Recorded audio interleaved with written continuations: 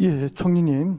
한전 KPS에서는 2023년, 24년에 이어 올해 6월에도 노동자 고 김충현 씨가 사망하는 사고가 있었습니다.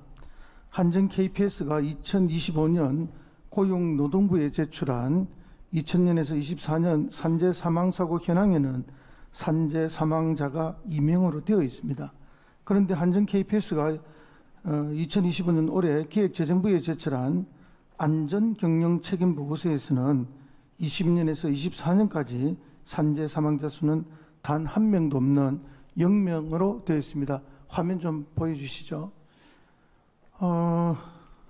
사람이 죽었는데 고용노동부에 보고할 때는 사망자가 있는 것으로 보고가 되고 기재부에 보고할 때는 사망자가 제로로 이렇게 보고가 되어 있습니다. 사람이 죽었는데 0명, 이게 보고서일까요? 이런 황당한 결과는 단순히 KPS의 문제만이 아닙니다. 이게 이런 결과가 나오게 된 데는 기재부의 제도에 문제가 있었던 것으로 파악이 되었습니다. 첫째, 사망사고가 발생해도 사망자 수는 산재 승인 연도 기준으로 잡으니 해당 연도에는 0명으로 처리되기도 합니다. 그리고 두 번째, 질병 사망자는 산재가 원인으로 나중에 공식적으로 밝혀지더라도 보고서에서는 모두 제외됩니다. 그다음 세 번째,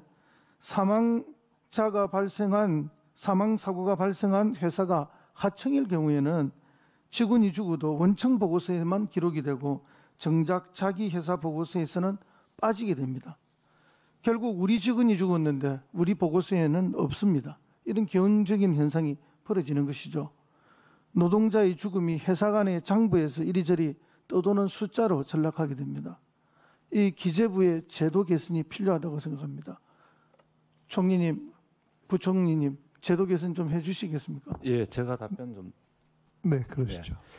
의원님, 이거는 이제 산재가 발생되면은요, 조사를 해가지고 산재가 판정이 되는 시점에서 이제 이게 카운트가 되는 이런 점이 있습니다. 그래서 의원님은 지금 그게 늦으니까 산재가 낮다 했을 때는 그걸 통계가 왜 안 들어가냐 이런 말씀이시잖아요. 예, 그거 제가 네. 지금 방금 말씀드렸습니다. 예, 그래서 그렇지만은 저희들 평가에는 이 산재가 발생하는 시점에 그 반영을 하도록 하고 나중에 이거 완전히 환재로 해가지고 판정되는 경우 그때는 통계 잡히고 이런 식으로 운영. 그렇습니다. 그래서 네. 그것 때문에 이게 지금 23년, 24년에도 사망자가 있다고 고용노동부에는 보고가 됐는데 그런 기준 때문에 기획재정부에는 0명으로 지금 보고가 되는가 그런 격차가 발생하는 거 아닙니까? 시차가. 예, 시차가 그래서 이거 조정이 좀 필요하다는 거죠. 예, 그래서 저희들은 통계로 잡히는 거는 그냥 딱 판정되는 시점이고 저희들 평가에 반영하는 것은 발생하는 시점 이런 식으로 두 가지로 듀얼을 하고 있다는 말씀을 드리겠습니다. 예, 그렇기 때문에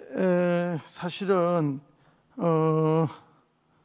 이 평가가 나빠서 어떤 그 경영평가 전체에 지적을 받을 수 있는데 오히려 이런 제도 때문에 좋은 경영평가를 받고 성과급을 받는 경우도 생기고 있기 때문에 이 제도 기준에 문제가 있다는 지적입니다. 현장이. 예. 그래서 한번 더 합리적인 검토가 있어야 되겠다 하는 지적을 말씀드리고요. 더더구나 문제가 되는 것은 윤석열 정부 들어서면서 안전평가 제도가 후퇴했다는 것입니다. 2022년 윤석열 정부가 들어서서 공공기관 경영평가에서 안전관리 배점을 4점에서 1.5점으로 대폭 줄였습니다. 한전 KPS의 경우에도 안전관리 항목 가정치가 6에서 1로 낮아졌습니다. 그러다 보니까 한전 KPS가 2020년에서 22년에는 B등급 평가를 받았는데 23년에 사망사고가 있었음에도 재무실적 개선으로 A등급을 받게 됩니다. 그렇게 해서 이렇게 평가가 왜곡되면은 누가 안전에 관심을 갖고 투자를 하겠습니까? 안전은 뒷전이고 돈이 앞전이 되는 거 아니겠습니까? 노동자의 생명은 무시되고 기관의 실적만 챙기는 그런 구조가 고착화된다고 평가가 됩니다. 그래서 윤석열 정부에서 보여준 이런 것들을 지금 개선하는 것이 필요하지 않냐. 특히 이재명 정부에 들어서서는 이런 잘못이 반복되지 않았으면 합니다. 부총리 답변 부탁드립니다. 예, 의원님 말씀하신 것처럼 안전에 대한 부분은 저희들은 평가 기준을 바꿔가지고 더 강화할 계획입니다. 제도 개선하겠습니다.